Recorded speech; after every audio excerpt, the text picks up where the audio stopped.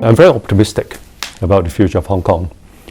Now that we are able to sort of set aside the toxic politics that played on Hong Kong's development. Let figures speak for themselves, what Hong Kong has accomplished in the last 25 years.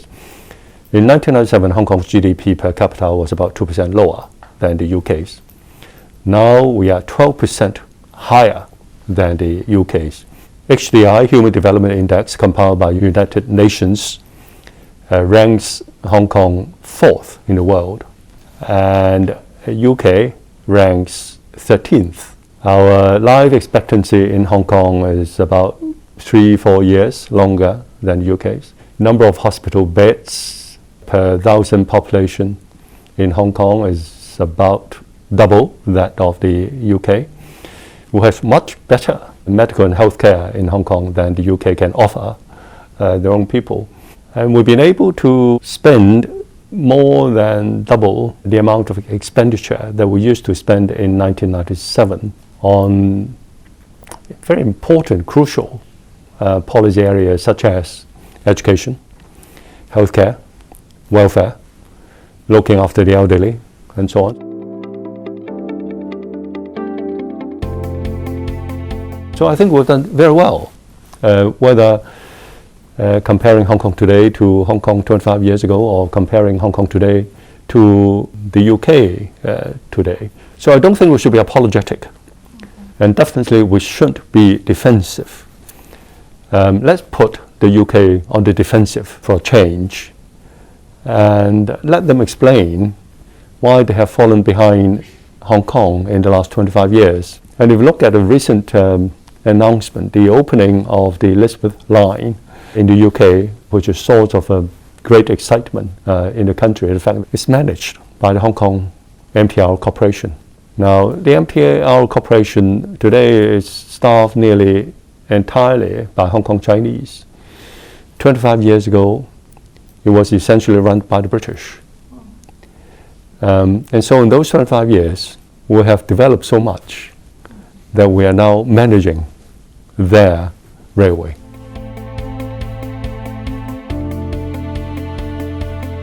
One country, two systems, Hong Kong people ruling Hong Kong with a high degree of autonomy since the promulgation of Basic Law in 1990 is no longer a concept. It's been fleshed out and enshrined in 160 rather detailed articles in a legal document detailing the political structure, our relationship with the central authorities, how we should run the economy, and the rights and responsibilities of Hong Kong people, etc. So when people say that China is turning its back on one country, two systems, I would challenge these people to actually point out which article in the Basic Law is he or she talking about. It is important to remember that Hong Kong, after all, is an economic city. The original intent of the contents of the Basic Law are entirely in keeping with the public opinion during the time when we drafted the Basic Law. We came up with two drafts, the first in 1988 and the second in 1989, and the final document was promulgated in 1990.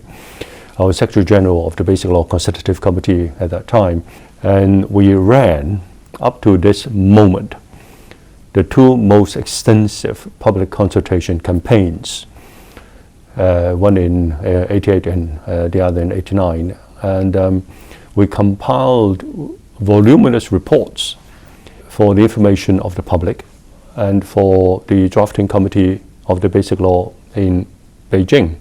I spent about half of my time running up and down Hong Kong, from public housing estates to youth groups, listening to the views of the people.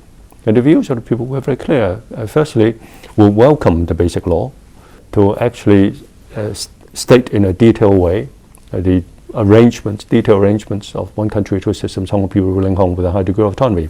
So that's welcome. Secondly, once a Basic Law is promulgated, you shouldn't change it. Otherwise, no one will have any confidence in the Basic Law, and there'll be no meaning in the consultation drafting process. So keep it unchanged. Thirdly, people said, young man, Hong Kong is an economic city. We came from the mainland to Hong Kong, or parent state, to stay away from politics. If we want politics, then we wouldn't have come to Hong Kong in the first place. We're here for better living standards, for lifestyle, and so on, which is what the Basic Law set out to keep, so that Hong Kong's social system and the lifestyle would remain unchanged. So people said, come the 1st of July 1997, we change the flag, there'll be a new government. What money do we use to buy our first breakfast in the newly established SAR? Now, it's in the Basic Law too. So these were the things that were on the mind of the people, not democracy. And suddenly say that, the people in Hong Kong, or particularly the younger generation in Hong Kong, want to have their style of democracy. And they are taking up the streets in Central, and therefore let's give it to them. That's not the original deal. And then the Basic Law goes on to say that if one day we have universal suffrage as a means of electing the chief executive elect, then before such election you need a nomination of the candidates by a nominating committee, not civic nomination, as our young people a few years ago were misled into believing. It's actually a nominating committee. It's in the Basic Law, black and white, not civic nomination. And then after the nomination process, after the election process, the elected candidate still has to be appointed by the Central People's Government, and a substantive appointment. Through this appointment, and on the basis of election held in Hong Kong, the central government confers additional power, much more than the electorate in a local election can confer or mandate the elected candidate. Because we're not talking about mayor. We're talking about chief executive who leads the government with high degree of autonomy. We're not talking about a London mayor or Paris mayor or New York mayor who have very limited powers compared to what the chief executive in Hong Kong has. I recommend to people in Hong Kong, whether they are the local Chinese or our expatriate friends from different parts of the world, to study the speech given by President Xi on the 12th of November 2018, when he received a delegation from Hong Kong and Macau to celebrate 40 years of very successful opening up and reform of the country. Having reviewed the 6 very useful functions that Hong Kong and Macau performed in those 40 years, he went on and expressed 4 hopes for Hong Kong and Macau going forward, essentially asking Hong Kong and Macau to more proactively going forward, to assist the country in complete opening up, to integrate into the overall development of the country, to assist in the practice of governance in the country, and also to foster international exchange on the humanity level. So in the eyes of none other than President Xi, and I'm sure he speaks for the entire country, whether it's the central authorities or the provincial local authorities, Hong Kong is useful. Hong Kong should be able to participate more proactively on the national level, on the international level. And in the process, Hong Kong will be able to derive additional impetus in the economic and social development of Hong Kong. It is important to remember that Hong Kong, after all, is an economic city. And only through economic development we have the capabilities to allow our government to look after the livelihood of the Hong Kong people. Only through economic development could we give our young people better prospects in their career development. Hong Kong has done very well in the last 25 years because our economy has done relatively better than countries like the UK. And therefore, as I said, the Hong Kong SAR government in the last 25 years have been able to double expenditure in areas such as education, welfare, and medical and healthcare.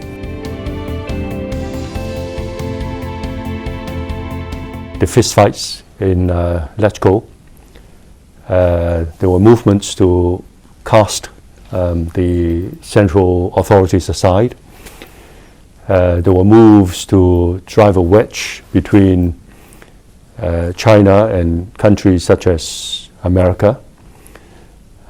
People trotting up to Washington, D.C., asking the American government to sanction China and Hong Kong. Now, these toxic politics have gone.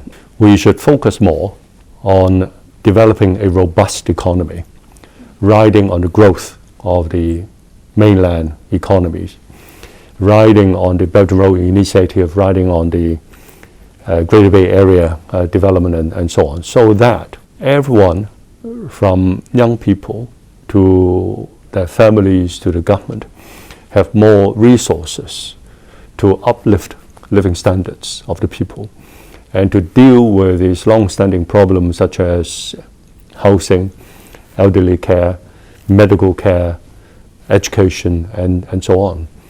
And these opportunities are abundant, whether it's Belt and Road or Greater Bay Area or other parts of the country. It's a question of actually acting on these opportunities, so grasping these opportunities and turn them into results. Feel confident, feel optimistic, don't be defensive, and charge forward. The next 25, 50 years will be even better than the last 25 years.